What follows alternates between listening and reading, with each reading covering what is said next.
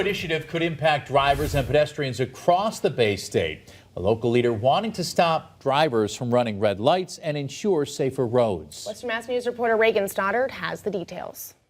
It's a dangerous situation that puts other people at risk. State Representative Orlando Ramos wants to put a stop to drivers running red lights, which can be dangerous and sometimes even deadly. According to the Insurance Institute of Highway Safety, more than 1,000 people are killed each year in crashes involving red light running, and more than 100,000 are injured. In a new bill, Ramos is proposing red light cameras across the Commonwealth. For me, it's all about public safety and about protecting drivers on the road. The proposal would automatically fine drivers. Ramos tells Western Mass News the red light cameras will be visible on the roads, not hidden, along with warning signs before each camera.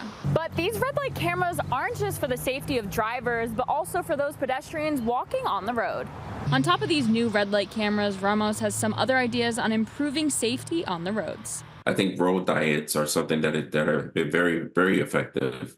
Reducing two-lane roads to single-lane roads really slows down the traffic and gets people to be mindful of their speed. Ramos says the initiative is designed to hold drivers accountable, especially with so many devices in our cars, distracting drivers from the road. That's part of the reason why we've seen so many, I think we've seen an increase of drivers running red lights. And again, that's one of the reasons why I filed the bill.